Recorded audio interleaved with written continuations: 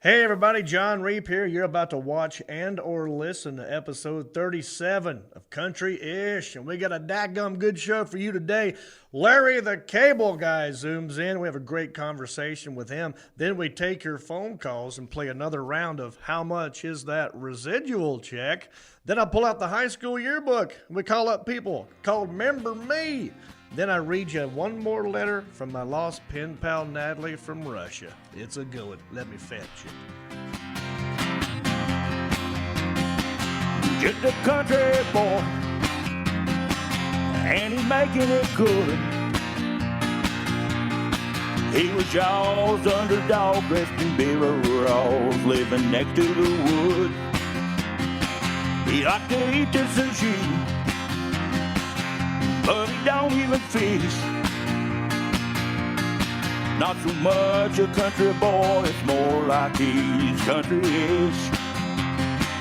Moved out of Hickory and headed for Southern Cal. Wound up in TV and film, making Popsicle proud. Now this country boy is back with his family. Got himself a podcast, he knows it'll last, 'cause he's in Hickory. That's right. I am in Hickory, and I'm happy about it. I hope you're happy wherever you are. Hope you're happy, healthy, safe, and sound. We are, and I love doing this podcast right here in my hometown with my old buddies and my family and everything else. And we got a very, very exciting show today, and I say we'll just get right to it. Let me go ahead and introduce you. I'm not by myself. I'm joined by one of the legends of Hickory, North Carolina. This guy's famous. Well, see, I say that, but you're not really famous. Your brother's famous. Perhaps you've heard of a guy named Jon Stamos. I got his little brother in here. A guy named Marcus Stamos. How you doing? I'm okay. Good. How are you? I'm good. We got a lot of catching up to do. You and I came back from a camping trip with some other buddies of ours from high school, and, I mean, we got a lot to talk about in the camping trip. But I think we might have people on the phone. I don't know. But we got some segments. A little bit later, we're going to have Larry the Cable Guy on the show. I've heard of him. Yeah. Get her done. I've heard of him, yeah. Well, we got her done. He's on the show. It's going to be amazing. We're going to do a Remember Me. That's where we pick up the high school yearbook, and we call it people. We're going to do a John's Journal. I've got this letter from Natalie from Russia. And, yeah, is that everything? Probably so. Oh, Screen Actors Guild residual check. How could I forget this? No, I got this check from SAG-AFTRA. I'm hoping it's a check. I really don't know what's in here. It kind of feels like it might be a bill, not a check. Do you get a bill from them? Sometimes. Okay. You got to pay your SAG-AFTRA dues. They can guess what the bill is then. That's what we'll do. I think we've done if that it is a before. bill, that's what we'll do. Okay, well, what should we do first? Should I open it, or should we get some people on the phone? Why don't you go ahead and open the check? Should I open the bit or open the check? I'll open the bit, and then let's call in. We've got 4 people Oh, great. on hold, Okay. enough to play. All right, so this is, I did some acting in my days. I've been in some movies. I've been in some sitcoms. I've been in some commercials. And they air randomly from time to time. I'm a member of the Screen Actors Guild /AFTRA. And sometimes I get checks from them, and they could be anywhere from like a 1 cent to $3,000. Yeah. Maybe more, maybe less. I mean, it ranges, and I have no idea what is in here. I've not opened it. It's sealed. But it's a game that we like to call How Much Is That Screen Actors Guild Residual Check? That's pretty good. Very good. I was worried that you may have forgot. It's one of my favorite games. I can't forget. Well, I was looking at you like, I read your lips like you were a little bit ahead of me. you know what I'm about to do? Okay. All right. So, Alan, you want me just to open the check, and or should we get some people on the horn? I think we should go ahead and open the check. All right. And this way, everybody that's on hold that wants to play, They're they listening. can hear the setup, and then They we'll can call hear them the in one setup. by one Okay. at a time to do it. All right.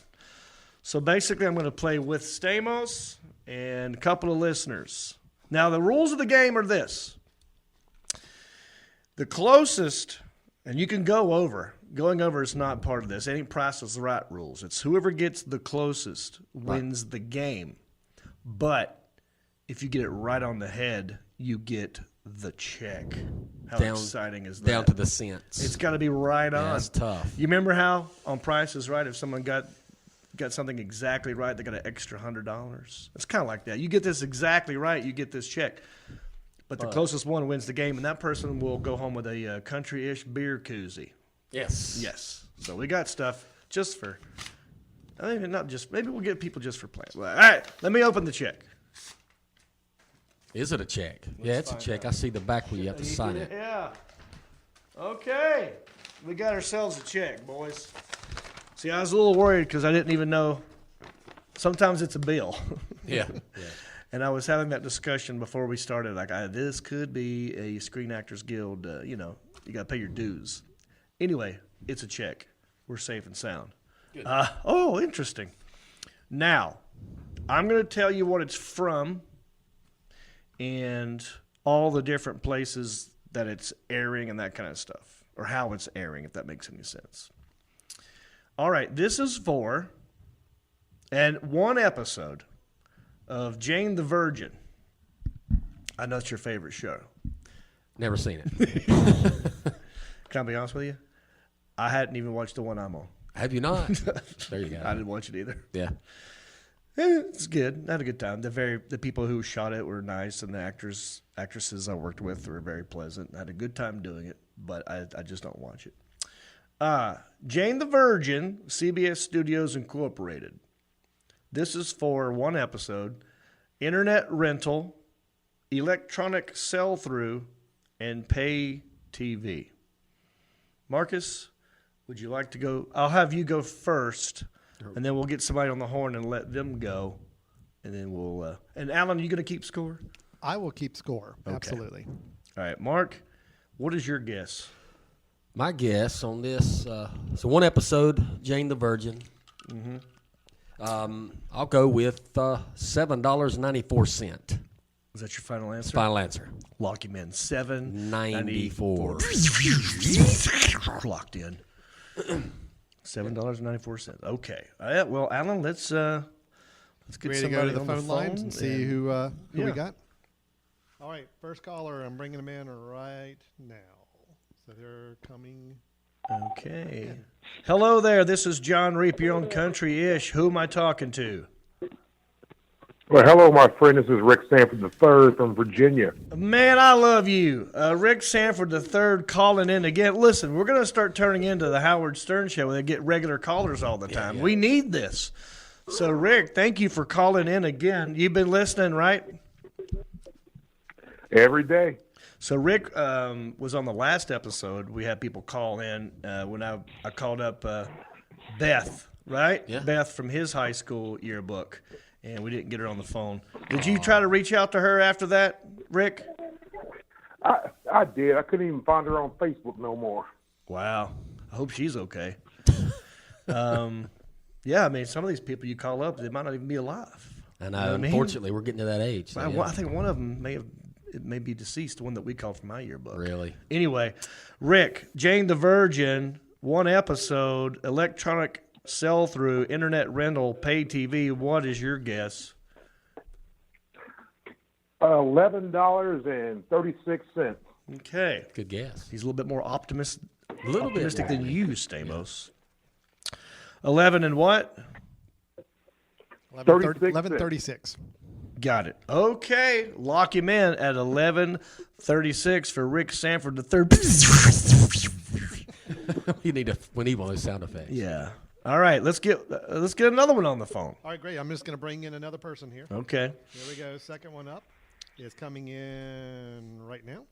All right. This is John Reap. You're on Country-ish. Who am I talking to? Hello. Hey, my name is John. Go ahead, buddy.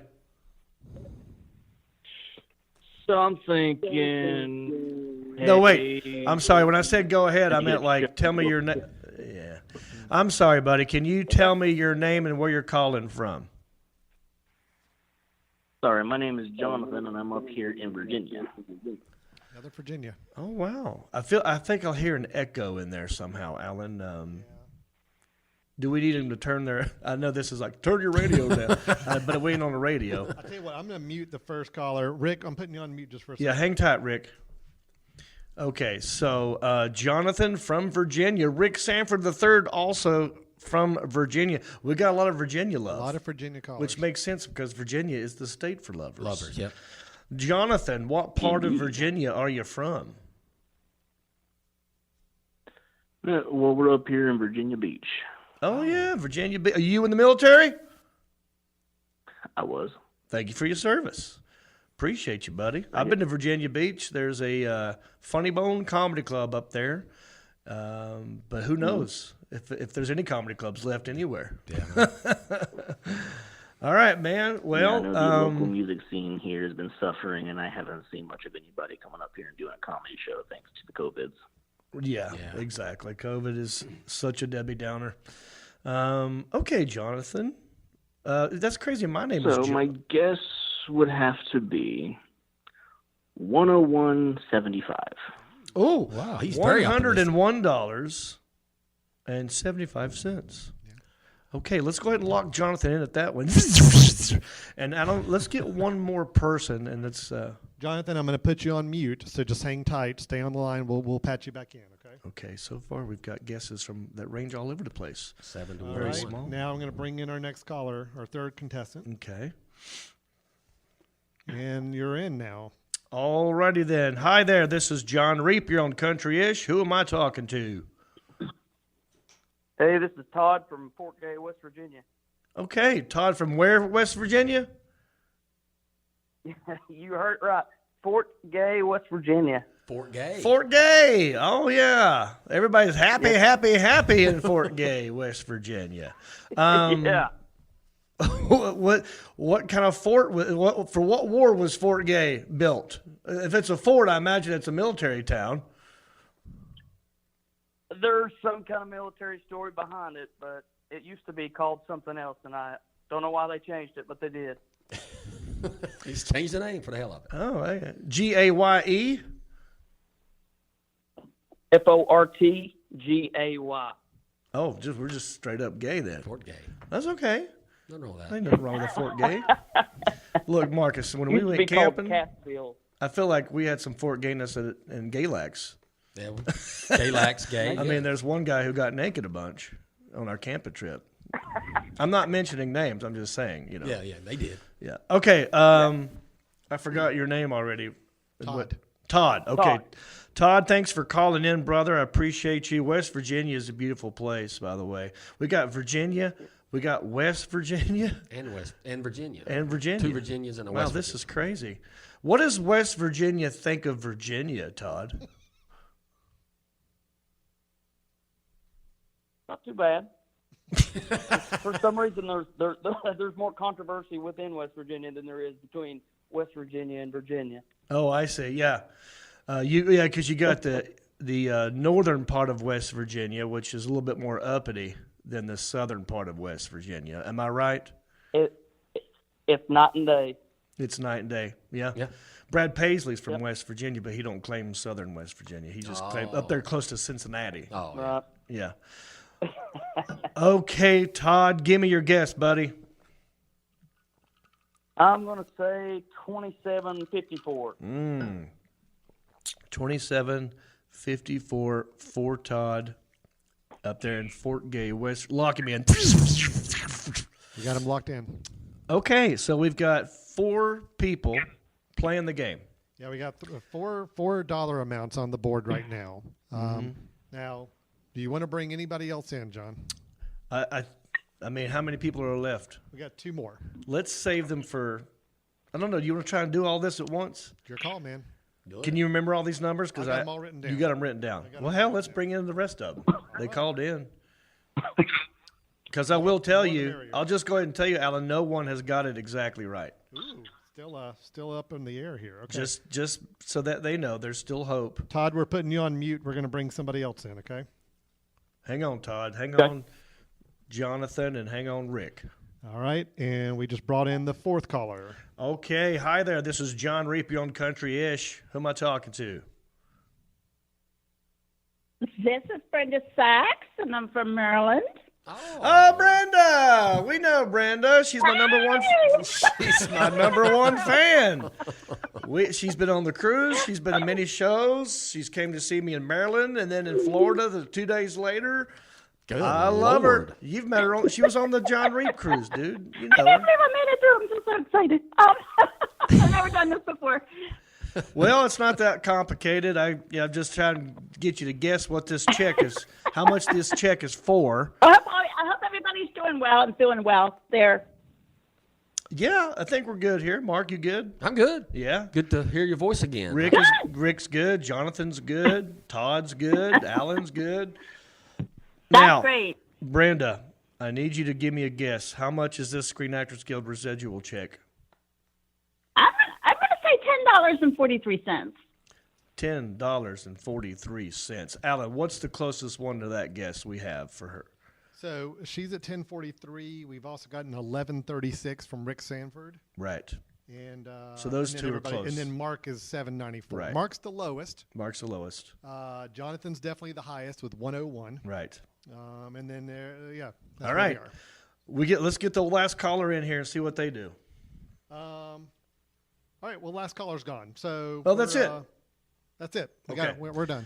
All right, we've got 5 guesses on the board. And I've already sort of told you because I was trying to extend this, I didn't want you to lose interest. No one has got it exactly right. Therefore, Hey, can we throw a guess in? oh, Me and Nick. yeah, Is that okay? separately or as one person? Yeah. You could do either Nick, one. Nick really wants to win. He thinks he's got a good guess. Okay, Nick. Well, I know Nick's a big actor now. He was just a He was. extra in a project. So congratulations, Nick. You want to give it a go? Yeah, so Mark went really low, so I think I'm going to have to go really high. I think it was $307.09. 30709. Well, let me just compliment Nick on one thing for sure. I don't know why, but odd numbers seem to be the thing with, like, when it comes to cents, like on the right side of the decimal point, it's always like an odd number. So he went, yeah. So I like that guess. Lock him in. 300 and whatever that We're was. locked in. I'm going to skip out. I don't want to. I don't want to influence the game because I'm Okay. pretty sure I'd get it right, and I don't want to cheat the game here. So. All right. Well,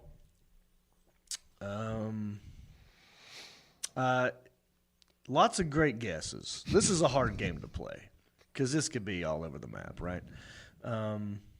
Should I just tell you the amount? Because we got a lot of guesses on the board. Tell me the amount, and I'll tell you. We'll see who's closest. So I there's a lot of people on the board. I don't know. I forgot everybody's guess. Alan has it written down. We're gonna get it just right. No one got it right on, which never happens, so that's okay. But someone will be a winner, and someone will walk away with a brand new Country-ish koozie. Boom. The amount of this check from CBS Studios Incorporated for Jane the Virgin, 1 episode, internet rental, electronic sell-through, pay TV. The amount of the check starts with a 6. Next number is a 1. Okay. Then after that, there's a decimal point. $61. And 17 cents. $61.17. No one got it right on. So technically, the closest. Oh man, hold on. I got to do some math here. Wait a minute. Right. Because I was trying to do it beforehand. People got like way left of it or way I right got of it. It's technically the closest was Todd from West Virginia with $27.54. He was about $34 away. Did anyone guess in the 30s? No. Wow. Okay. Nope. So give me the numbers again. Just the So numbers. okay, so Mark had a guess of $7.94. He's Right. way off. Yep. Okay. Rick Sanford $11.36. Right. Jonathan from Virginia was 101.75. Oh, see, it that was bounced. the one I thought was closest, but it's actually not if you do the math. It's a little Right. too high. Todd from West Virginia was $27.54. That's about $13-14 away from the real amount. Right. So, no, that was that was it's like $30-some Yeah. away, but still closer. Right. Then Brenda from Maryland was $10.43, and Nick was $3.07. So Nick was way up. All over the board. Well, when Nick was giving his amount, I go, well, he's just getting started in the business. He's ambitious. Yeah, I like the optimism, but just know that's how most of these checks are. You get your hopes up, and Listen, I'm going to bring Todd from West Virginia back on the okay. line here. He's Thank unmuted. you all for playing. We're going to talk to the winner. Keep watching, and don't forget to rate, review, subscribe, and share to the podcast. We love you. Thank you all for playing. Let's talk to the winner, Todd's on the Mr. line. Todd from West Virginia up there in Fort Gay. Congratulations, buddy. You won a brand new country-ish koozie. What are you going to do with all that? All right. Yeah, man. What do you do for a living? I'm a railroader. You're a railroader. I work No on rail- kidding. Yeah, I work on bridges. Yeah, I work on bridges for the railroad. Okay. Well, thank you for that. Have you been listening to the podcast, or do you just follow me on Facebook? How'd you know about this? I've been listening to you for years. Just mostly your stand up, but been following you for years. I've amongst all the podcasts, I listen to your podcast and Oh man. any which way I can. Well, thank you, Todd. What's the closest city I might know that's next to Fort Gay, West Virginia? Huntington, West Virginia. It's where the Marshall University, the We Are Marshall movie was filmed. Yes. Yeah. How far away? Probably the most notable, closest town. Right. How far away is that from Fort Gay? About 45 minutes. Okay. Wow. So, yeah, I'm Yeah. trying to think. I can throw a rock. I can throw a rock and hit Kentucky from my house. I'm right on the border Gotcha. of Kentucky. Yeah, I don't think I've ever been to Fort Gay, West Virginia. Are there any Probably comedy not. clubs there?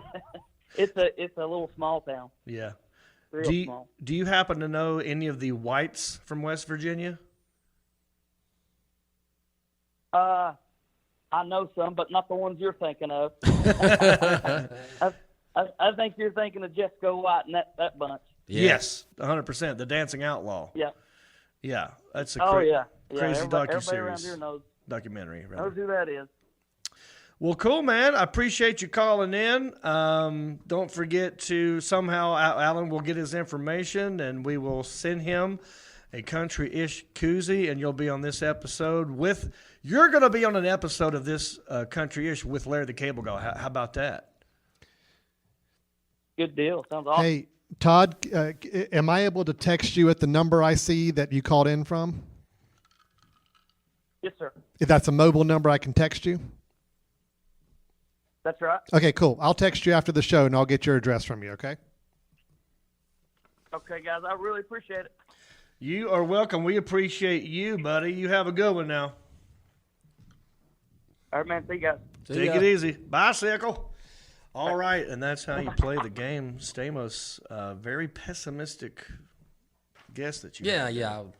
Par for the course for you, though, Mr. Debbie Downer, Mr. Well, Stick in the Mud. that's pretty good for one episode of. Honestly, if I were to guess one episode, I probably would have said $13.11. Yeah, that's good. That's a tank of gas for the beach, man. The biggest John- part of that was for internet rental. So apparently, Jane the Virgin's big on the internet. So, Don, we're just going to tell we got a couple of people on hold. We'll just tell them we'll catch them next time. Yeah, you want to just talk to him? Do you want to bring them in? Yeah, we'll talk to him. But bring them all in at the same time if you can. All right. Well, we got one more on hold, and then I think we may still have. I think Brenda's still on the line too. So. Okay. Just one more. Somebody just popped in. All right, so you guys are on still the phone lines here at Countryish Podcast, I believe. Tell me who all is it? Just Rick or who else we got? Just one person. Somebody new. All right, who's on? Oh, hey, this is Jordan McKinney. I've called in a couple times beforehand. Jordan McKinney. Oh, what's up, buddy? Where you from again? The Charlotte, North Carolina. Oh, the Queen City. Yep, very familiar. How you doing today? I'm doing pretty good, man. Just been done out a little bit of riding on the bike today and just kind of enjoying a beautiful day off of work before I go back tomorrow. Good deal. So what would you have guessed, and be honest? Honestly, I had a bad guess last time I played the game. I probably would have guessed about $20 or so. Yeah. That would have been kind of – well, the other guy was 24 or whatever, right? Yeah. So, yeah, I told Stamos I would have guessed $13.11. So, I mean, it's – yeah. So, Alan, it's hit or miss. Tell me what you think this means. The internet rental. Mm-hmm. Okay, so I told you it's three things, right? Yeah. Electronic sell-through, pay TV, and internet rental. Can you get – oh, this would be – we could do this guess. Okay. With Jordan and you. Can you guys figure out – which one of those three things made the most money out of that $61? Can you read those three things again for me there? Internet rental, electronic sell-through, pay TV. And you got three. Those are three different things, and there's different amounts in each one that equal $61.17. Well, seeing as how I don't know what the second item means. Right. The sell-through, I don't understand that. Yeah. And I don't know anybody who does pay TV anymore. Right. So I'm going to say the first option. Okay. Yeah, but that's just me. I want to hear what Jordan has to say too. But let's do this. Yep. We can play a new game with Jordan here since he called in. All right. You said internet rental. Mm-hmm. Tell me what you think that amount is. Out of $61.17, how much was internet rental? Was it $42? Okay. Now, Jordan, what is your guess? Yes, sir. What's your guess? Out of $61, what would my guess be? One of them has the most in it. Just tell me what you think that number is. Alan said $42. I'm going to say, let's go with $26. So $26, which would mean the other three would be, like divvied up equally somehow, close to it. Mm-hmm. No, I can't do math. Don't make me do this. Okay, so it's internet rental. Yeah. And that amount is $61.15. Oh, so basically all but 2 cents of it was internet rental. Look at that. Wow. 1 cent for electronic sell-through.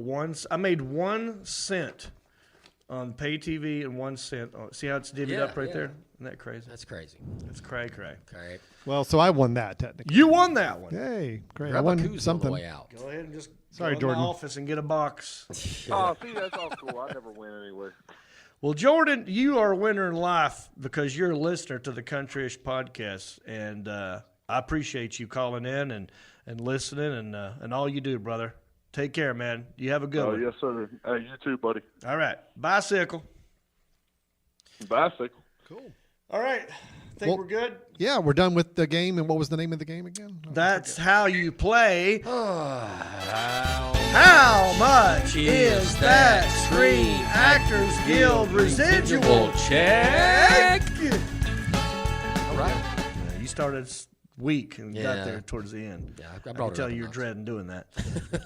All right, let's me and you talk, dude. We just got back from a camping trip in Gay-Lax, Virginia.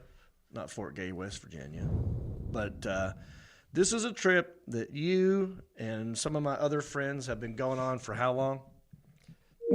15, 16 years probably. 15, 16 years. And Same the group. Stories that come out of this just within our circle are amazing. Yep. They probably won't make sense to other people, but we had a great time. Had a good time last year, had a good time this year. A lot of times we will go tubing, we'll go canoeing, we'll go fishing. There'll be cornhole. The food is great. We camp out. We sit around the campfire, drink beer. It's called the Hard Drinking Weekend. Yep. HDW. And I went last year for the first time, had a blast. And this was my second time going. And give me some highlights. What's your favorite parts? What's your least favorite parts? There were pranks played on people. It rained really bad a couple times. Biscuit Toast Bandit. Remember that? Somebody was sticking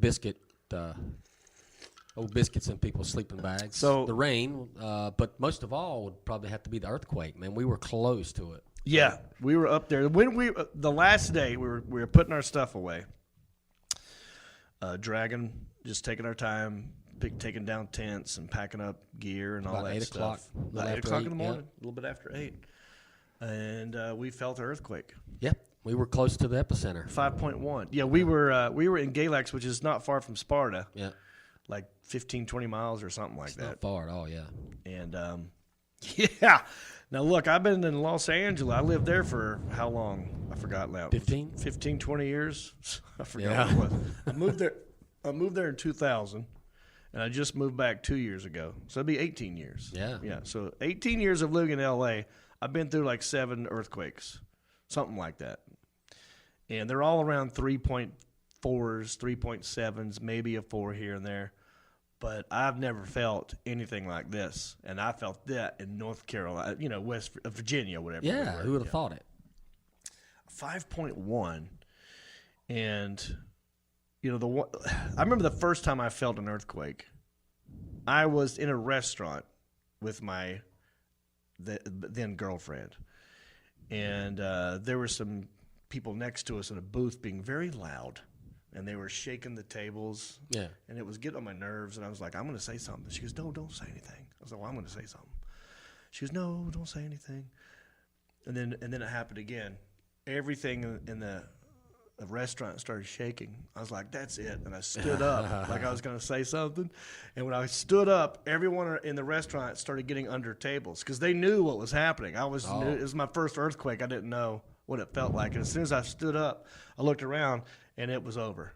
It was like 3 seconds. I was like, oh, that's what an earthquake is. Well, this was really nothing like that because we could feel it rolling under our feet. Yeah.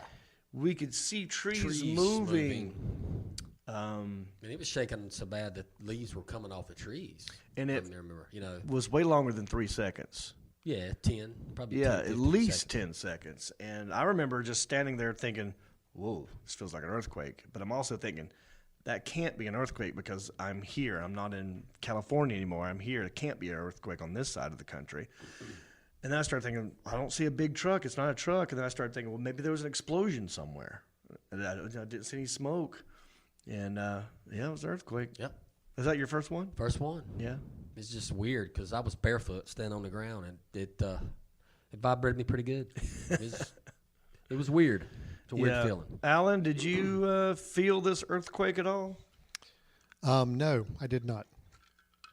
Happened at 8 a.m. Yeah. My mom said she felt it. I was up at 5:30 on a film shoot, but we were on, I don't know if it was just because we were on solid concrete ground, and wasn't anything to kind of feel shaking around us, but I didn't feel it, but everybody around me said that they felt it. So that, that's easily, because here it probably registered around 3 something. I mean, in Hickory. Because where we were wasn't exactly a 5.1. We probably got like a 5. Yeah, you know what I mean? Take the 0.1 off. Take the 0.1 off. Yeah. Yeah. Anyway, if you're driving in a vehicle and it happens and it's a small one, you can't really feel it. You won't know. If you're in an airplane, obviously you're not going to feel it. Another time we felt one, me and my ex-wife at the time were in the house upstairs, and everything started shaking, and we just ran out of the house. And now we're staying in the courtyard. And other people started coming out of their houses, but that was like a 3.7 or 3.8. So, this is crazy that we were on this trip. This doesn't happen maybe once every 200 years. Yep. And we were together for it. Pretty cool, pretty special. Yep. So that was neat. One thing I did not like about this trip was the sweat bees. I don't know what was going on. Sweat bees normally don't mind me when it's 1 or 2. There were like hundreds of sweat bees. Yeah, they had recently planted a cornfield across the street or across the river from us, so I assumed that sweat bees love corn. That's got to be it because last year there was no corn and no sweat bees. No sweat bees. Yeah. So we had sweat bees. Heat. Hotter than normal. We didn't go canoeing. We didn't go tubing. We just sat around and got fat and lazy. We played cornhole. Yeah. So we got one friend who likes to go on the trip who loves cornhole. And so we played singles, and then we played doubles, right? And you're looking at, if you get this camera on Stamos, I want you to look down the pipe of that camera, Stamos. This guy here, cornhole champion. Singles and doubles. Yeah. Like, who was your partner? Keith. Yeah. And Keith is good, too. He's okay. Yeah. Nah, I don't know what it is about you and cornhole. Mark is the kind of guy, he's got an athletic gene in him. He's really good at athletics. But it's a natural gift he has. He doesn't even care about cornhole. I don't care about cornhole that much. I love a friendly competition no matter what it is, and it's easy to do for people at our age who don't want to pull a hamstring doing anything crazy anymore. Yeah. But the guy who likes it the most, it bothers him when you're really good at it, and you don't even care about it. You just like throwing them. Just throw it just hit the board. Some of them will go in that little hole. Just throw at it. Yeah. So we had a good time because we just sit around and we did a lot of drinking. Yep, that's told some stories around a campfire. Laugh a lot. Eat a lot. Ate a lot. Food was great. Yep. We do play practical jokes on each other from time to time, and I think it was the first night. John and my brother let the air out of Wes's air mattress. Yeah. And they thought, well, that'd be a simple, easy little prank, and you just have to blow it up again. That's the whole thing. But then what happened was when the thing went down, there was a little bit of water in the tent, and he got a little wet. His mattress got wet, and his vitamins and his pills got wet. And he got angry and had to get out of the tent and go sleep in his car. Slept in his car. Yeah. And so the next morning when we got up and we're making breakfast, John and Jason were worried that they had pissed him off, and then they're very apologetic the next morning. Yeah. And it's funny when you got an apologetic beaver because he really wants to. He's sincere about it. He's like, "Now listen, now just try to be a friendly little prank amongst friends." And then Wes eventually got him back. You were talking about biscuit toast, which is something that's something that Beaver made up, which is great. So we made Wes's revenge was he was just going to put random parts of a biscuit within their sleeping bags, their clothes, their socks, random places. Sausage, I think. It was a piece of sausage. Yeah. It was random, innocent stuff. And I'm not going to name names, but one other thing that happened, someone had some bad gas. Oh. I'm not naming names, so don't throw any names out. Yeah. But somebody had bad gas. That's what caused the earthquake, I think. Yeah. It was like a sulfur. It was a gas leak, like a sulfur smell. Yeah. It was not pleasant. So I feel sorry for the people who had to stay in that tent with this person. And I will go on record and say I slept in a tent by myself, so it wasn't me. It's a good idea.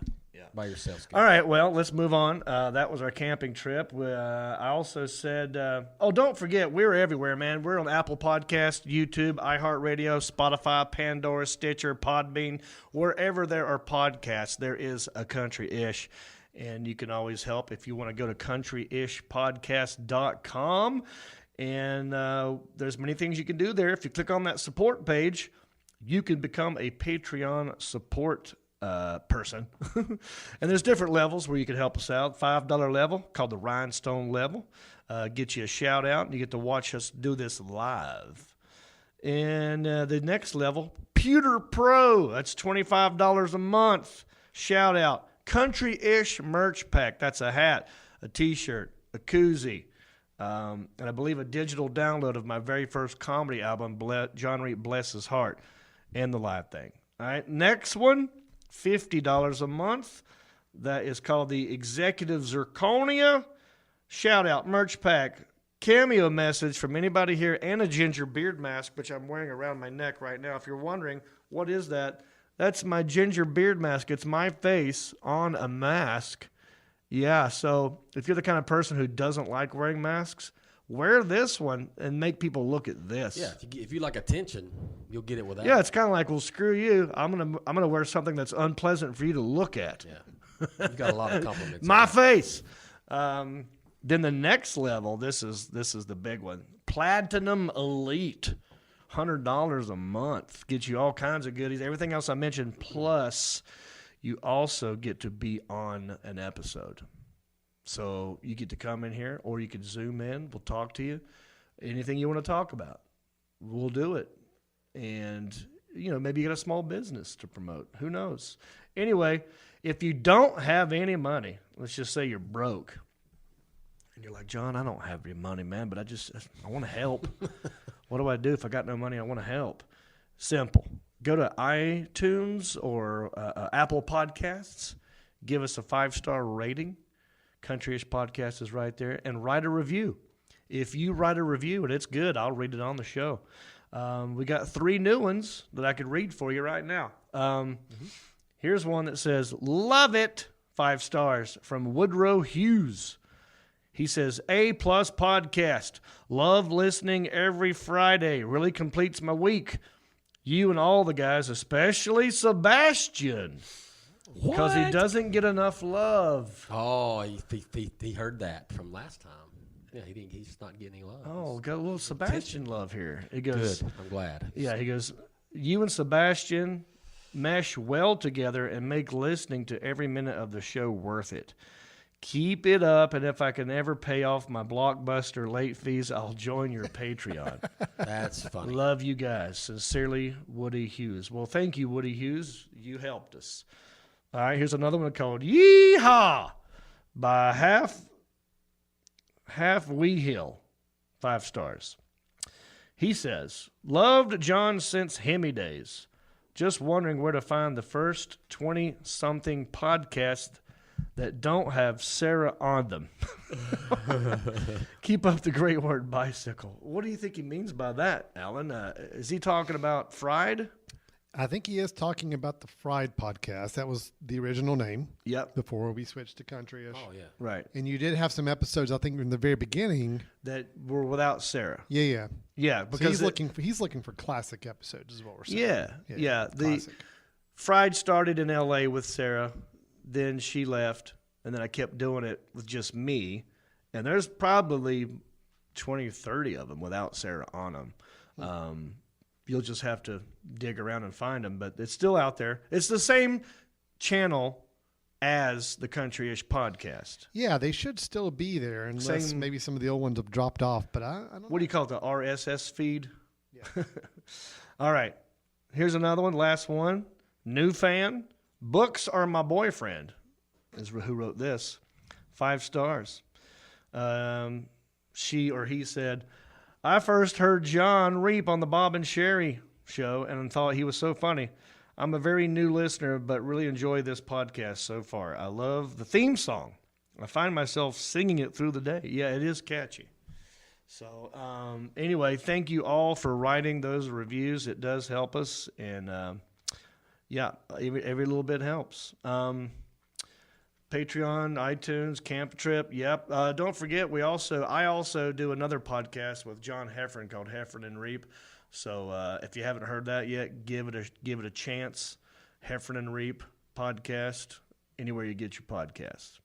Okay, now we got our yearbook sitting in front of us, buddy. Me and you went to high school together. We did. See. Yeah, I was a little older than you. But you got a cover for yours. You had. Oh, yeah. You had a couple extra dollars to spend on yours. I sure did, I guess.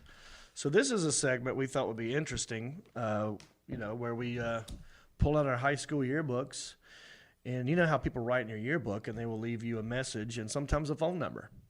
And they say things like, hey, never forget, call me up sometime. Don't be a stranger, Yep. Call anytime. So that's what we're doing. And we just pick ones at random. Do you want to play this game with me, or do you have a love letter? I've pulled out an old love letter. I'll read when you get finished. This is something. Okay, so I'll do this one first. Last time we played it, we couldn't get anybody on the phone. Nope. And I called a girl. This time, I think I'm going to call a dude. You should. Yeah. Mix it up. He told you to call him anytime, or did he just? Well, let's read it. Here we go. John, wild man, how's it going? Knowing you in football and in weight class has been an experience. Good luck in the future. You probably won't need it. David Turner. Don't remember him. He came into our high school about maybe his sophomore year or something. You know what I mean? It's a guy we didn't grow up with. Okay. But he did play football. He was our backup quarterback my senior year. Good guy. Now, he didn't tell me to call him, but there is a phone number next to it. Yeah. So what do you think? I think that's kind of implied. I think if you put a phone number down in a yearbook, you're basically inviting a phone call. Well, let's call up this number and see. I'll go with the old area code first and see if we can get David Turner on the phone and see if he has any fond memories of football or weight class, because that's what he left. Give it a whirl. And after we do this, Stamos has a love letter that we could read. Or we could do someone from your yearbook. Oh, wait, I forgot to introduce the segment. Oh, right. We don't have a theme song. No, we it or don't. anything. No. This is a segment where I call up people from my yearbook. It's called, it's called Remember Me? Yeah, that's the whole opening of the show segment. Yeah, right. John Always keeps feel coming free up with new segments that I have to create openings for, so I'm still behind on those. Well, always feel free to correct me if I don't forget to open a bit. Yes. Okay, because sometimes we've been lumping it in with other things. That's true. Okay, let's see if we can get David Turner on the horn. I mean, these are like landlines. Most of these numbers are not going to work. Oh! That's not good. But you've been on a roll lately. So. Huh? So you've been on a roll lately. You've been getting some people to answer. Yeah. So I'm going to do the new area code and see if that will work. Wait a minute. Tell me what you think that number is, by the way. I can't tell what that fourth number is. I know if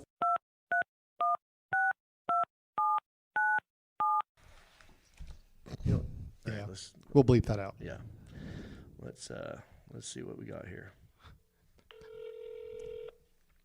So it could be a 4 or an 8. Yeah. I'm gonna try 8 after this. Oh. All right. That one didn't work out. He's disconnected. You know, that's probably what's going to happen most of the time. Do you want me to try another one from my yearbook, or do you want to go straight to the love letter? I got to do another one. I got Adrian Lutz right go here. Ahead, go ahead and give it another shot. Go ahead and tell you. Yeah. Wait. That number's going to work. You can call that one. Well, let's read what he says, because if he wants me to call him in his message, then I will. Then you will, but if you don't, we know this dude. We're still friendly with this guy. You know, some people you do stay in touch with over the years after high school, and some you don't. That's most people I've been calling is the ones that I have not kept in contact with. Yeah. But this one might be an exception. Let's read what he says. John. This is classic Adrian. Okay, yeah. I'm going to read it like he wrote it. John, well, it's been a great year. Well, don't get too much puss at the beach. Get drunk and have fun. Adrian Lutz. That's so him. I should call him and tell him how much I did or did not get at the beach that year. But the problem is there are too many digits in the number. Oh, he didn't put his... there's supposed to be 4 digits at the end. Yeah. There are 5. No. And that's also classic Adrian Lutz. Yeah. So you tell me what that number is and what it means. Alan, get ready to... Well, don't say the numbers out loud. Just kind of guess. But does it look like 5 digits at the end instead of 4? I don't know. Maybe he's trying to do a parentheses right there. Maybe that's But then there should be another parentheses on the other end. I know, but he didn't. That's not a parentheses. But I've but called do you that know number. the real number? But I used to, but it's just been so long I can't remember. That's So 30. So even looking at this number, you couldn't tell. It doesn't jog your memory of what the old. No. That's how bad his handwriting is. Yeah. Gosh, let's not call that one. Let's call another one here. You got another guy in there? Yeah. Well, this might be good. Stephen Schmidt. Okay, I know him. Alan, you know Stephen Schmidt. Yep. Mm-hmm. Played football with him as well. And I can read his number.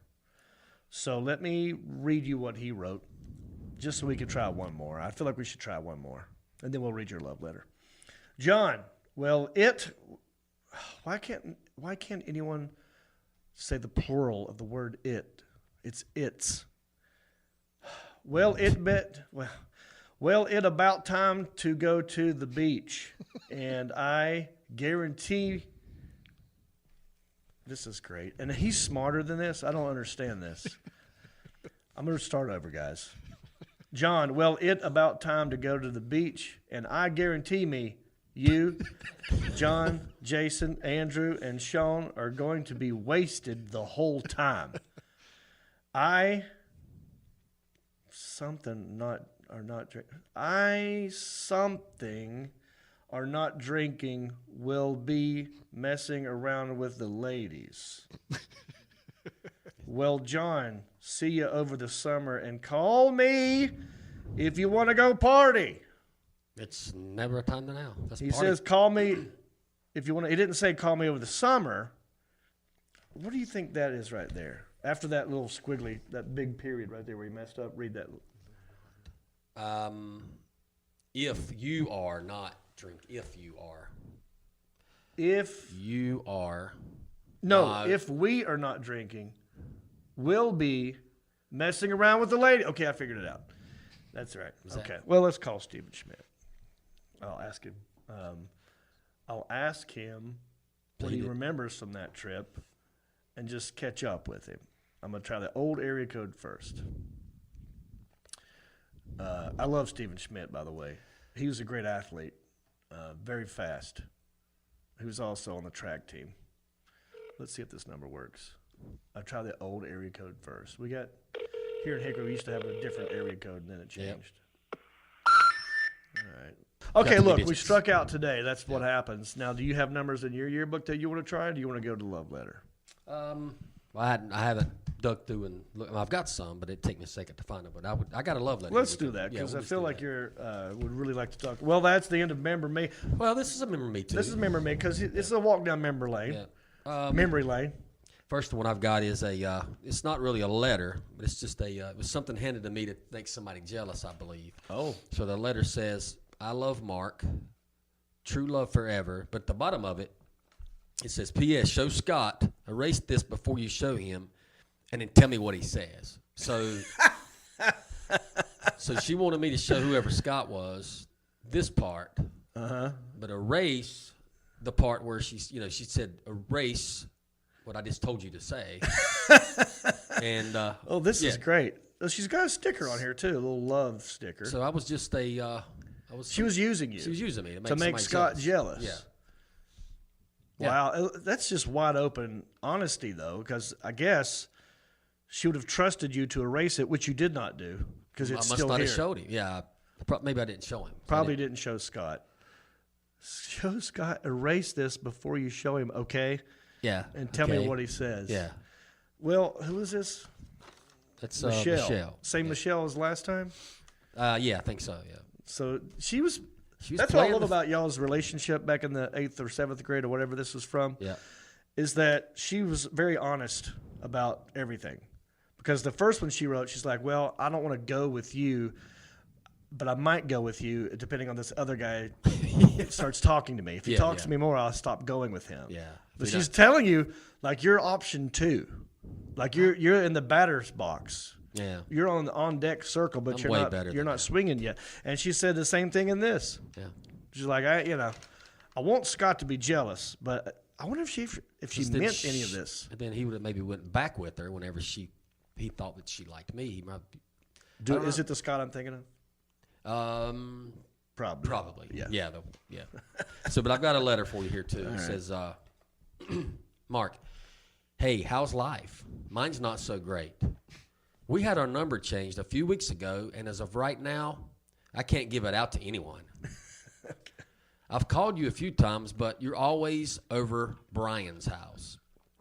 He told me to call you last night, but I wasn't at home. I'll get a hold of you sometime, and I'll give you my new number if I can. So she's waiting on permission to give out her home phone number for her parents. Right. The reason I haven't called you was because I didn't feel like getting bitched at for waiting so long to call in the first place. Wait, so she thought she was nervous to call you because she thought you would be mad at her for taking too long to call. That doesn't sound like you. What a meanie pants. Who's this Brian guy? This is somebody I hung out with that went to a totally different high school. Do I know who? Do I know this you Brian? don't know Brian. Okay. But anyway, I will call you soon. So I'll talk to you later. Love, Sonia. Sonia. Who's that? I don't know. I don't remember. You don't remember who this is? No, I don't. Sonia. don't know who Sonya is. What do you know? What year this would have been, or what That grade was you were in? That was a middle school letter there. Yeah. She's got good handwriting. It's all very pretty. not cursive. It's just printed out. Yep. The reason I haven't called you was because I didn't feel like getting bitched at for waiting so long. Like, so you must have bitched at her before. And what I don't get, I was very shy that age, and I wasn't gonna I would never have bitched at her. I don't know what she's talking about. I wish there was a number on here. Yeah, How's life? How's life? Would have been better had you called on time, Sonya. Well, I'll know better next time. Do you? Gosh, I wish you knew who it was. No, I don't. I don't remember. I don't. Sonya remember her sounds last like a name. Russian name. Oh, You know, Sonya. Sonya. Well, yeah, it doesn't sound like you to bitch at girls. No, I was never. You're very honest and open and sweet. Back then, I'm surprised they even talked to her. This is probably the only way we communicated was through letters. Anyway. I wasn't gonna talk to no girls. I like reading your old love letters. Is that the only two you got? Yeah, I've got more. We'll hold on to We'll those. save it for another time. Let's do your yearbook next time we do a Member Me. Okay. So pick one out for next time. I will. We'll try and call them up. But that is how you play the game. You just call them up random. Maybe they work. Maybe they won't. And in some episodes, we'll have you call in, like we did this episode with the Screen Actors Guild, and the one before this, where people called in, and you give me the number, I'll call on your behalf, and we'll ask them some questions. Have some people call in, let them read off their yearbook, maybe. Yeah. All right. Look, we got a lot of show coming up. Don't forget, we got Larry the Cable Guy coming up. I actually have a letter from Russia that I'm going to read as well. My search for Natalie continues. Mm-hmm. I'm going to read her third letter, or her fourth letter. I think this is her last letter. That you wrote. That she wrote to me. Okay. So we'll take a quick break. Stick around. We'll be right back with more country-ish after this. Hey, everybody. Jon Reep here. Just want to say thank you for listening or watching this podcast. We love it when you do that. Also, I want you to go cruising with me. That's right. Not in a car, in a ship. That's right. It's the Reeps Peeps Comedy Cruise. Check it out. If you go to johnreep.com, click on the Reeps Peeps Cruise. All the information you need is right there. It's in 2021. You got plenty of time. November the 6th through the 11th. We're going to a private beach in Haiti. We're going to Nassau. I'm doing stand-up. We're doing a podcast, and we're doing karaoke. 5 nights. It's going to be a blast. Get on the boat with me, Jon Reep, and the Reeps Peeps Cruise. If you love this podcast and you love wearing shirts, well, we got something for you.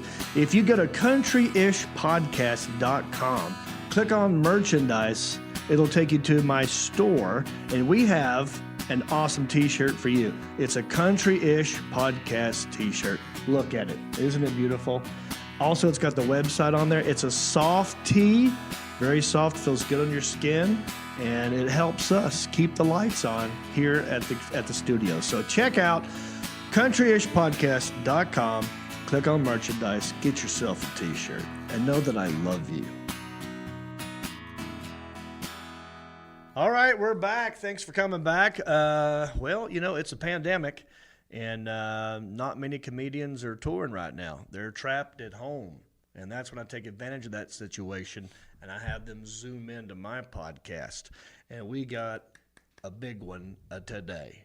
I mean, he's right up there with Mr. Jeff Foxworthy, right? You've heard his voice in Cars. Remember Mater? Yeah. Yeah. One of the biggest comedians ever. You know him, Larry the Cable Guy. He says, get her done. Well, we got her done. Let's enjoy this interview with Larry the Cable Guy. Take another look and tell me that. Thank you, first of all. Larry the Cable Guy, God bless you. Thanks for doing this. God bless you. Johnny Reep, God love you. You and I go way back. Well, first time I met Johnny Reep, he won't remember this, but first words you ever said to me, you remember what they were? Thank you. Nope. What did I say? Quit hogging the covers. I thought you was asleep. I didn't know you'd remember that.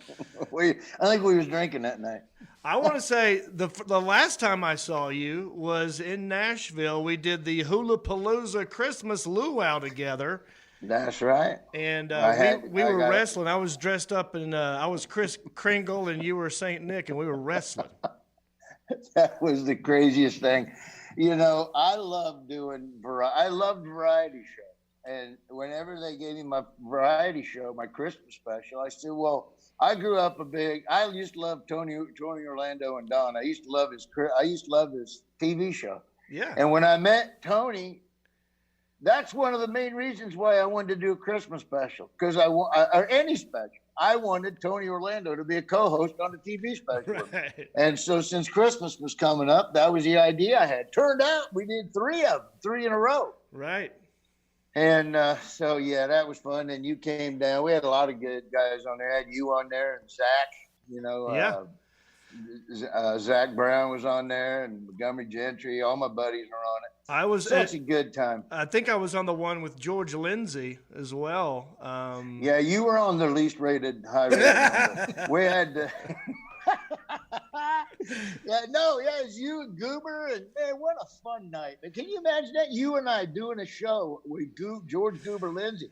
I remember I had to obviously take a picture and send it to my dad. My dad was one of the biggest fans, as we all are, of the Andy Griffith Show. My dad, though, he went out and bought a exact replica of the squad car from the Andy Griffith Show, and then did it up all the way down to the bent antenna. Remember how the antenna used to bend forward and be? Yeah. He did all that. He would take it to Mayberry Day parades in North Carolina. So he was a huge fan. It was a special moment for me to meet George Lindsay. Yeah, it's crazy. Well, yeah. Well, I think any of us that grew up, I grew up on a pig farm in southeast Nebraska and grew up next to the cattle barn. So I spent every waking moment of my life unloading cattle trucks and hog trucks. Yeah. But I grew up the same way. I think anybody grew up like we did. I mean, some people think, well, big deal. But to us, George Goober Lindsay, he's part of our childhood, Yeah. I don't get really people ask me if I get starstruck. I don't get starstruck by anybody that's a celebrity today. I get starstruck by the celebrities that I grew up with that kind of formed a soundtrack of entertainment to my life. That's who I get excited about. I could care less about anybody else. Well, when you were growing up, couple of things. Did you always want to be a stand-up, and and also who were some of your comedy influences, some of your idols that when you started? You know what I didn't want? I didn't know I was going to be a stand-up till probably 22 years old, 21.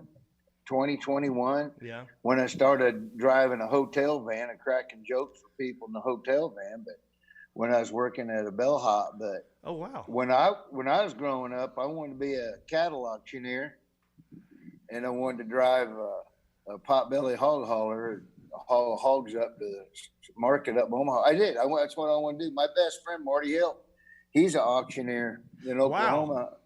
And it's crazy. I know this might sound weird to some people, but my hobby is when I go down and write jokes and think and listen to radio and stuff, I got a big, huge sheets of plywood and I write and I make miniature livestock barns and stockyards and no kidding with loading chutes and the whole deal. Oh yeah, I love it. I got, matter of fact, let me you can probably see it on there. Hold on. I just here's a couple. There's part of my, hold on, let me see if I'll get a better picture. Look at that. Oh yeah, look at that little John Deere. Oh my God, you made that? See that? Wow, how big is it, like, to scale? There I am. Look, there I am taking a cow calf in the market. Yeah, there you go. That's my wife. Okay. I went too far. I wasn't going to say anything. I just went, okay, good. Yeah, there ain't no nudies on there, but look at that. That's a whole. Oh yeah, okay, I can see it now. It's inside of your like a garage or something. Or wow, see that? That's great. Yeah, so I loved doing stuff like that. But Marty Hill and I one day, I know a lot of people think this wouldn't be fun, but we was coming to my house. I was doing something, so we were driving to my house from Oklahoma, Coffeyville, Oklahoma, and about 6 hour, 5.5 hour drive, and we listened to nothing. He popped in a CD that they'd run off of tapes of the Oklahoma Auctioneer Championships. Right. And we listened to Auctioneers for 5 hours all the way up. Can you do that? That seems to be a real skill to me, to be able to talk that fast and then be able to get the words in and communicate properly. What are you for now? 25 and a half, now 5. Now would have been now 5, now 2, now 10, now 10. That would have been now 5. What get right now 5, now 5, now 2, now 5. You know, it's, I don't even know why they do it, because you just said would have been now, would have been now, would have been now, would have been now, would have been now, would have been. You know, a lot of times when I do an auction, I'll kid around and I go, hit 25 now 5. Hey, would have been now, you know, I start doing that like a Charlie Callis. Well, that's probably how the whole speed rapping got involved right there, you know. You know what's funny about auctioneers, though, that I know, even my buddy Marty Hill does it. It doesn't. When you're an auctioneer, anytime you're talking and numbers come up, you automatically auction. For instance, true story, Marty Hill had a new pair of boots on a while back. And I said, hey, Marty, I go, would you pay for them boots? Them are nice. $232 now, 232. I mean, that's exactly how, $232, 232. Hey, Marty, how much was that breakfast you picked up? I'll pay you back. $27.50, 275. You know, he's got that whole auctioneer thing going on. Yeah, so, but yeah, no, that's. It's pleasing to the ear. I mean, you want to make sure that you get like every number in there. Exactly. My wife likes me to do it when we make love. It's just kind of a soothing thing for her. So. 1, 2, 3, I'm done. 1, 2, 3. Here we go. Now take off the shirt. Now when I take off the shirt, now take off the bra. Anybody take off the bra? Let's not snap the pants. Let's not snap the pants. Hey, let's get on the bra. Throw it to the floor. Throw it to the floor. Oh man. I also wanted to thank you for another thing, a kind thing you did for me. I was doing a gig in New York City. New York City. And I was like, there is like nobody coming to see me. And I was reaching out to everybody I knew, any comedian. I'm like, hey, can you do can you tell people I am here? And I reached out to you. And you're like, dude, don't worry about it. That's you know. And you did. You actually put it out there, and I was thankful. So thank you for that. And so then you had 10 people. I had 10 people. Yeah. Well, you're a good man, Johnny.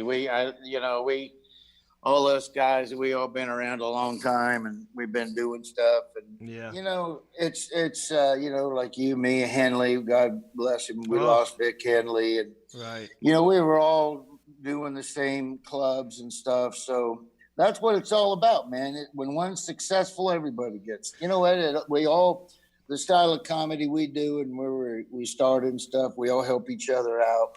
And that's how it should be with comedians. What were some of your comedy influences? Like, who did you watch as a kid that you looked up to? Well, when I was a kid, you know, I've always had a goofy sense of humor, so I had a wide range of stuff. I used to love, obviously, Hee Haw. Yep. Monty Python's Flying Circus. Yeah. I loved all the old timers, Milton Berle and Henny Youngman and Charlie Callis, and I loved the Dean Martin roasts. Right. I loved Jerry Clower. Right. I think my first modern comic that I was Steve Martin. I loved how irreverent he was, and just the goofy stuff. And I loved, as I got older, Howie Mandel. It made me laugh when he was younger. I loved all that goofy comedy on the Gong Show. I love goofy stuff. Same here. And I gotta, you know, and I wish I could get him to sign it, but I probably never will. But Steve Martin, when I was 14 years old, I was in a music camp in Red Rocks in Evergreen, Colorado, out by Red Rocks. And Steve Martin I believe it was Let's Get Small. Yes. Or no, it was Wild and Crazy Guy. His first. Well, that's one of the jokes I think within that thing is Let's Get Small. Yeah. Let's Get Small, but Wild and Crazy Guy, and he was performing at Red Rocks. Of course, we couldn't go. We were 14, 13, 14. And yeah. I was staying up there for the week. You know, it was a big music camp. I was a tough guy, so I played trumpet. And but they had a talent show, and me and a kid named Benji. I just remember this from a long time ago. We went out and did a whole comedy routine of Steve Martin from that Wild and Crazy Guy. And that album debuted in the top 10 of the pop charts. Yeah. I'll never forget, right? That was one of the few. There was a few that have done since, you know. Huge. Bob Newhart did it, and Dane Cook did it. But at the time, he was the last guy to debut in the top 10 of the pop charts as far as a comedy record. Well, I bought that record, and I found it years ago, and it was busted. A chunk was busted out of it, but I kept it because it was my first record I ever bought and my first comedy album I ever bought. Well, that album, you know, when my album, The Right to Bear Arms came out, it was I just think this is cool. It was and I was a Steve Martin fan. It was the first comedy album since Steve Martin's Wild and Crazy Guy to debut in the pop top 10. Wow. And yeah, I was on the pop charts, and I'll never forget that. I was on the pop top 10, and it's been the only comedy album to ever debut at #1 on the country charts. Wow. And I was so stoked, not for the fact that it was #1 on the country charts, or not for the fact it was a pop top 10. Back then, it was such a whirlwind. There was so many things going on. It was just another cool thing that happened. Yeah. But the fact, I remember it so well, it's the fact I just thought it was cool because I grew up a Steve Martin fan, and I had that album that went in that top 10. So I've been wanting to find him to sign my record, you know. But I've never been able to find it. Now, see, that's a guy that I would be really, really starstruck around, because I too, I mean, I'm a little bit younger than you. I was born in '72, but my dad, you know, I looked up to the people that made my dad laugh, and it was Steve Martin and Bill Cosby. Right. But I remember, you know, I like him because he was a sophisticated stupid. He was dumb on purpose, but he wasn't even dumb. He was just. You know, he put the thing on his head. I remember one of my favorite jokes was he walked over. He's doing it. I forgot what this was on, but he's killing. It's at a college campus somewhere. And he just walks over to a table, and there's a gas pump handle. And he just picks it up, and he goes, "This cost me $5," and put it back down and walked away from it and never mentioned it again. I know that kind of stuff is just so funny. And yeah, he said, you know, he kind of, when I was doing, when I was out there on the road, I read his comedy book about his stand-up years. Right. And he said, I think it's called Born Standing Up. Yeah. And I can't remember when it was, but anyway, I got it. And he said, if there was one thing that he wished he would have enjoyed more, it was his stand-up career, because he really enjoyed doing stand-up, and it only lasted about a year because he went on to do other things and never did it again. And then he said he was just kind of a recluse, and he'd just go back to his hotel room, and he felt it was kind of lonely. He said he would have taken it all in and enjoyed it more. After I read that, that's exactly what I did. I said, you know what, I'm going to start enjoying this more and quit making it be such a whirlwind. And so after he said that, after the shows, I back when I was dipping all the time, we'd finish a show and we'd go change on the bus, and then we'd go back into the arena and just kind of sit in the stands, watch them break down the stage and talk about the show. And wow, can you believe we were just in this arena? And that whole kind of thing. And Brad Paisley does that too. Brad Paisley said after the show, they'll go in, sit at the top, watch them break down stage, smoke cigars, and kind of take it all in. Because, you know, things like this only come around. You're always on a short it doesn't last long, but when it does, it's awesome. So you kind of take it all in and enjoy it. And man, it was so much fun. But I learned that from his book. And yeah, Steve Martin was great. But they always say, you know, you got to be pretty smart to play a dumb guy and pull it off all the time. Yeah, yeah. One of the best. You have a special out right now, I think, right? Called "Remain Seated." That's pretty new, isn't it? Yeah, "Remain Seated" came out in April 7th. Yeah. And where did you shoot that? Shot that in Illinois. We shot that in Illinois, and boy, good timing for what happened.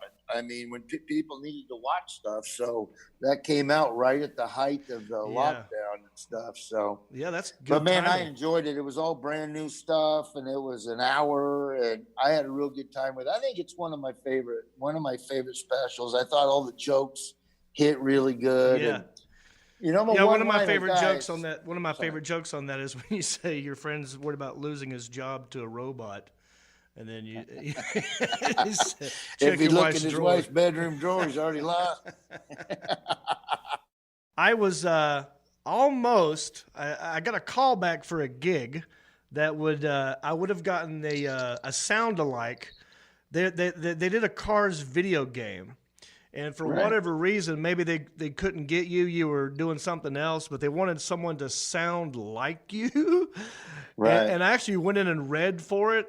And I got a call back, and I don't know what happened. I never got it, obviously, but it's hard to sound like you, just so you know. Yeah, right. Because, especially when you're as Mater, because it strains your voice a little bit. You know, there's a lot of that going on in there. Right. Yeah. Yeah, it's hard to find it. I think there was one, and I didn't want anybody else doing it. That's why I did all the toys and games and video games. Anything that has Mater's voice, I wanted to do it. As you should. So I was on everything. And I think there's some video game for Cars 3 where I don't know why, maybe I was gone or something, but they always call me, but maybe I was too expensive or something. Maybe they were just, and I'm not. I mean, those things aren't, they don't, whatever. Yeah. But they had somebody doing it. It doesn't sound anything like me, but I guess they think it is. Well, for the record, it was not me. I saw it. People know I was Mater. I had a good time. I will say this, though. If I had to do anything over in my career, I would have wanted something in my real name. Oh, yeah. And when we started doing Cars, I wanted it Mater Dan Whitney. I wanted my real name.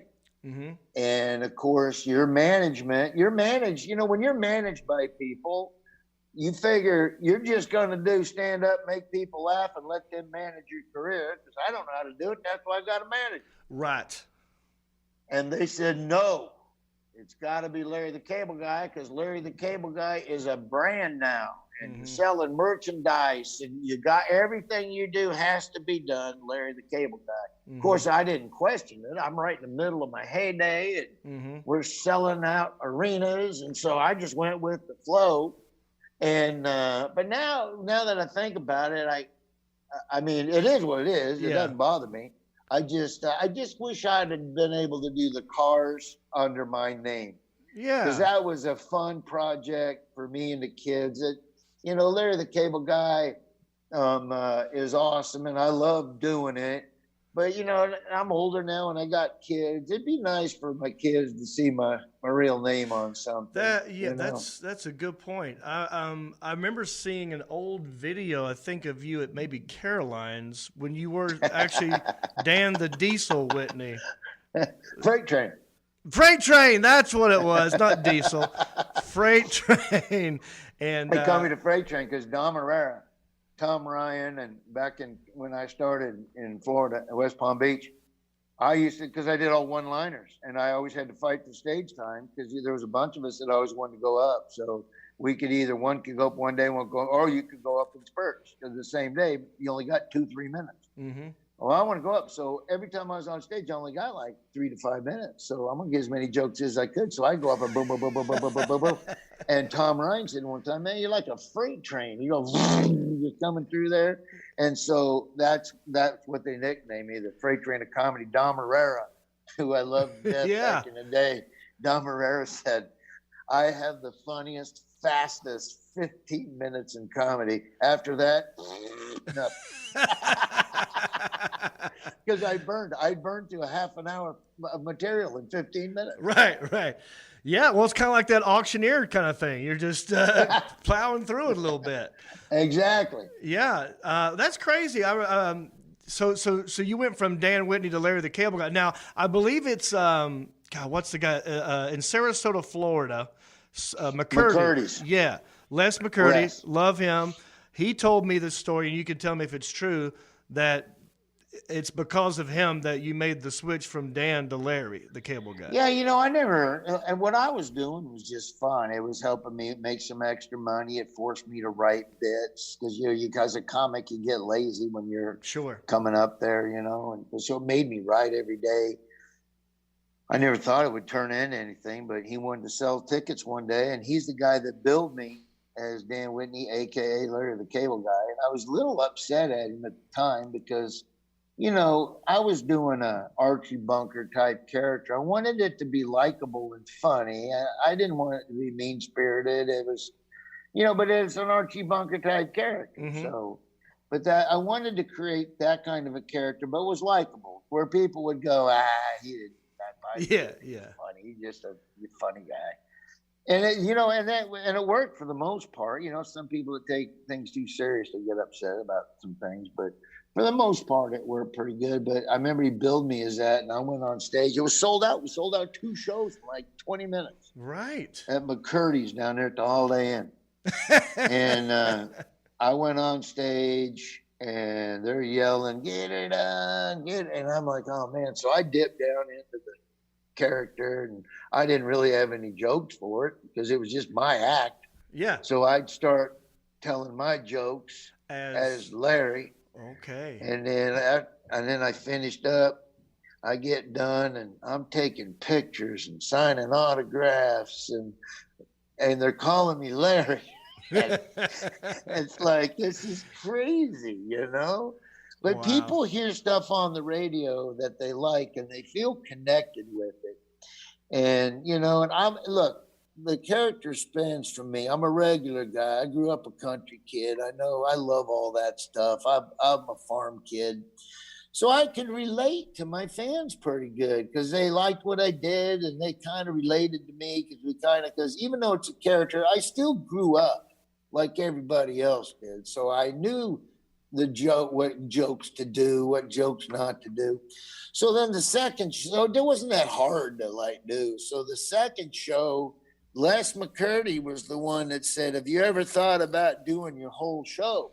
Okay. And like that. And I said, I haven't. He says, can you do your whole show like that? And I said, Les, look, all my buddies are real Southern, and I can go in and out of it anytime I want. I mean, that's how I talk when I'm not on stage, just because that's how they all talk. I just pick it up.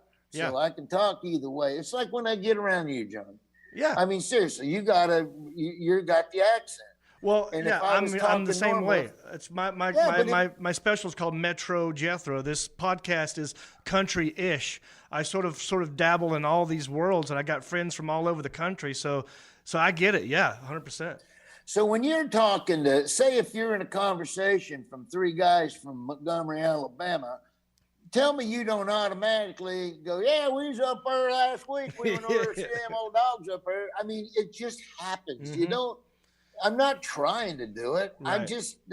I've lived in the South so long, I just picked it up. Right. So I told him, I said, yeah, Les, I talk like that all day long. Yeah. Well, let's try it. I said, I have some notes. I had some things written down, like Christmas songs because I was doing it while I was in the hotel. So I had Larry bits. Mm-hmm. So I went up the second show and I started out just taking my act and doing it like Larry. And then I'd pull out a couple of poems and read them that I did on the radio. And that was it. A light bulb went off and said, man, this is fun. It's not only is it funny, but it's fun to do. Yeah. So a light bulb went off and said, the more radio stations I can get, promote myself, the more places I can do this. And man, I'll tell you, within 4 or 5 years, within 2 years, me and Rich Jenny were the 2 highest paid comics in the country. That's awesome, man. And then within 4 years, I hooked on Blue Collar Comedy Tour, and then boom, that was it. There you go, folks. No one says it like him. Larry the Cable Guy. Get her done, buddy. Hey, I appreciate you having me on. Get her done. God bless America. Johnny Reap is the man. Take another look and tell me that. All right, thank you, Larry the Cable Guy, for doing that. Now, that was just a little bit of the hour and 20 minutes that we talked. You guys got a good 20, 25 minutes of it. If you want to hear that entire conversation, you need to be subscribed to the Country-ish audio portion of the podcast, because we're going to put it out as a separate piece, separate episode. We call it the Country-ish bonus dish. So if you want to hear that, subscribe to the audio and iTunes, all that stuff. Okay, let's do one more segment, buddy. Now, there's an ongoing saga of where is my pen pal, Natalie from Russia. I lumped it into the segment that I do where I read from my high school yearbook from 1990. This was 1990. It's a segment that I like to call Jon's Journal. Jon's Journal. This is where I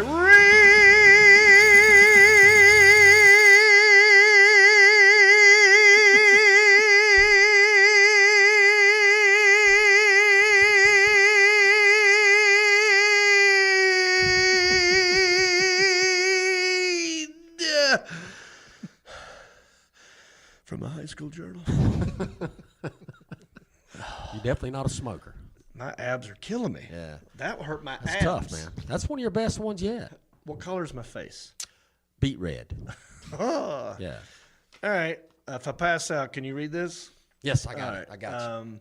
This, I want to say this might be the last letter that Natalie sent me from back in 1991. We're still trying to track her down. I have a buddy who went to Russia, Josh Hall, who was actually studied Russia. He was like a history major and has a lot of he can speak Russian. Anyway, I said, "Can you help us out?" I showed him the address, and he Google Earthed it or something. So he knows exactly where this is. Oh. It's like a big apartment building in Moscow. So at one time she was living there, and that's on my Facebook page. I'll have to, I'll share that at some point. But anyway, still looking for Natalie Mahiva. I think I've gotten her name. Natalie Miheeva. Last episode, or the one before, we showed a picture of who we think it is. And I've reached out to them on Facebook. No one's responded. All the Natalie, Mahivas, Natalia, whatever, I've reached out to a lot of them. None of them. One actually said, "Not me." Oh. Well, and I like the response. Eliminate she that actually one. responds. So, yeah, I'm just going to check you off a list. Yeah. I need the rest of you to get back to me, please. So, yeah, if anybody has any connections to Russia, please help us out. All right, let's read it. December 23rd, 1991. Dear Jon, hi, what's happening? How are you doing? I'm fine. In my school, we have the winter holidays. In my free time, I like to read, to watch TV or video, to discuss new fashions with my friends. When I am with my friends, we like to go to a movie, roller skating, ice skating, or go to the circus. I love that. That's we'll just go every Friday to the circus. To the circus. It's we'll always there. We get it once a year here. Yeah. Jon, do you actually? Circuses are kind of dying. Yeah, Barnum and Bailey. Yeah, they're gone. I think it's they got rid of all the elephants and the they're out of animals. business. It's not. Yeah, it's slowly dying. Okay, John, do you like to go to the movies? I sure do. What kind of films do you like to watch? I like to watch comedies, horror films, cartoons.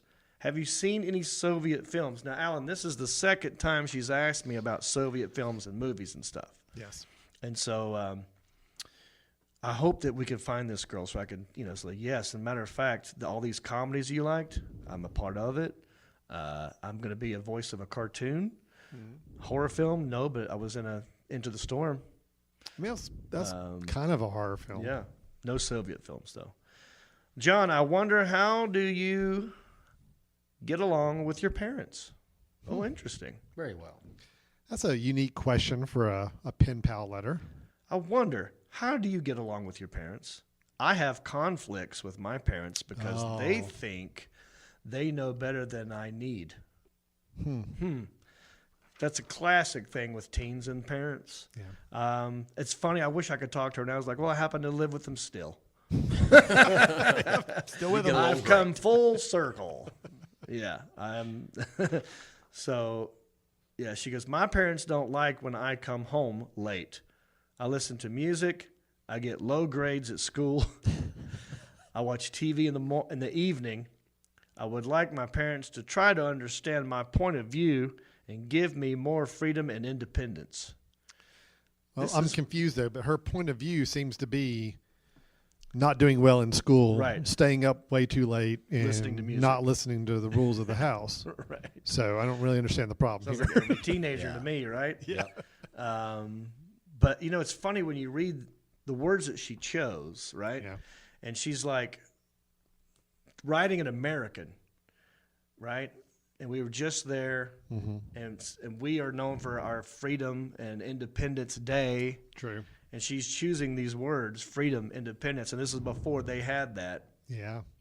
Actually right after, it's 1991. She may have had like a vision that, American kids just have all this freedom, just do whatever they want to do, and, I bet you that's what it was. Yeah. Like, I just need to get out was. of not just my house, but this country, and I want to do nothing like you Americans do nothing. Yeah. Yeah. Right.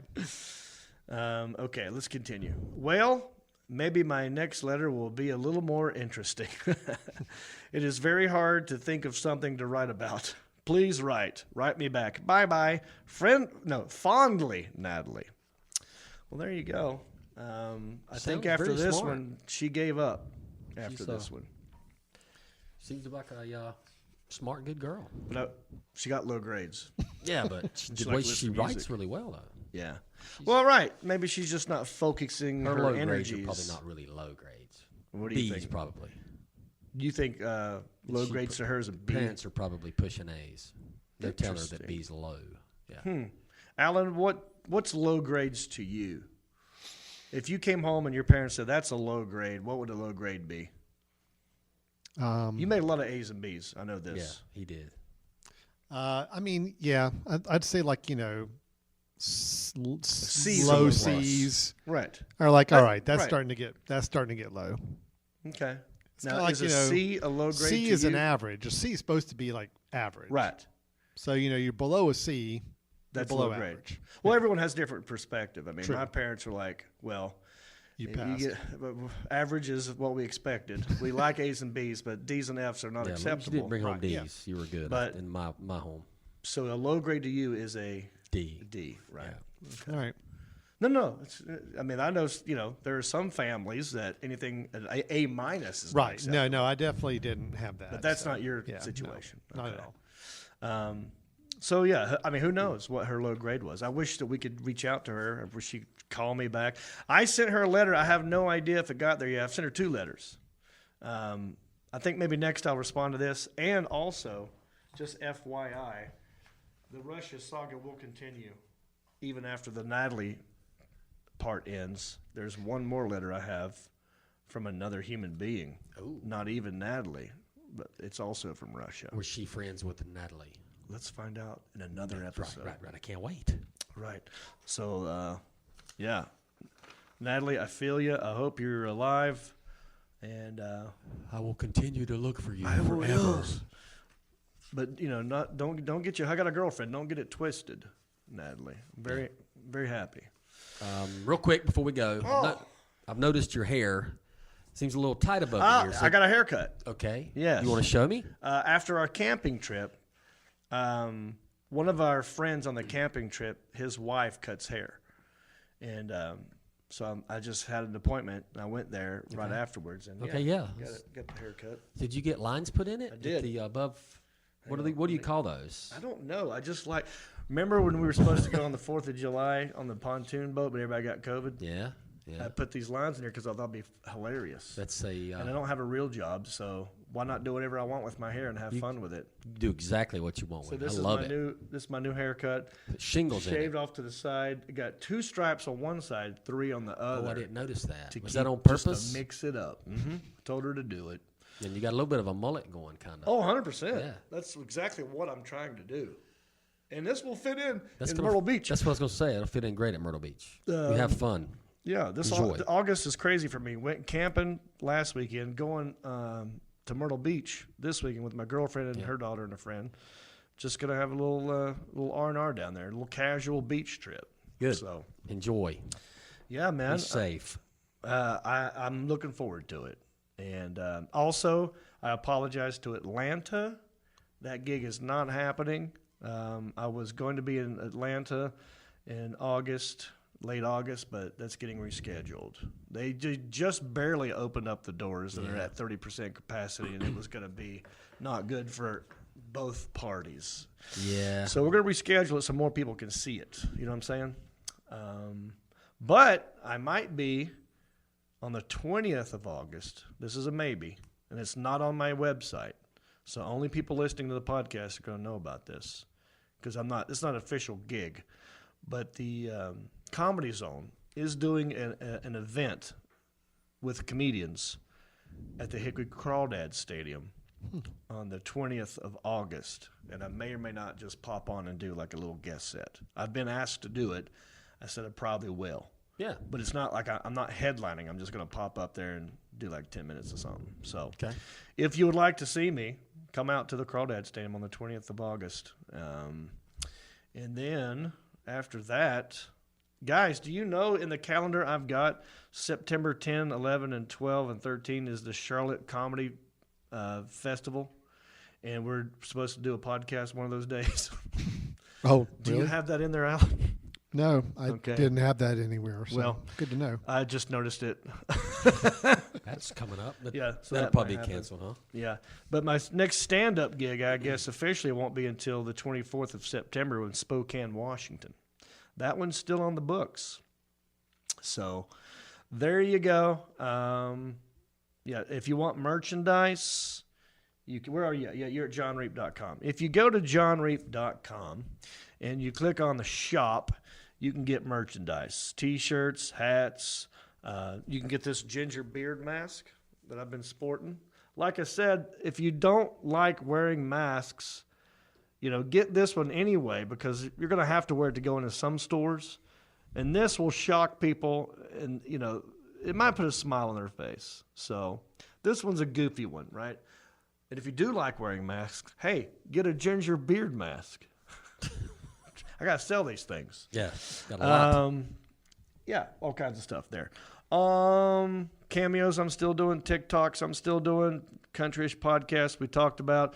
You can still watch my special Ginger Beard Man at Amazon Prime. They're still leaving it up there. So if you haven't seen it yet, go check that out on Amazon Prime, Ginger Beard Man. Or you can listen to my album Ginger Pain on YouTube. All right, we've done good here. I had a good time. I want to say thank you to the Alan Jackson, Nick, and Marcus Stamos. I'm Jon Reap. Bicycle. Don't chew tobacco and I don't smoke crack. Thank God I'm country-ish. Well, it's simple kind of life, every different no harm, but I do know a guy with only one arm. Keep your fancy smartphones and your self-parked cars. Thank God I'm country-ish. Well, I got a podcast that'll make you giggle. It ain't number one, it's right in the middle. The town's not big, but it ain't too little. It's time for country-ish. Go on, dude.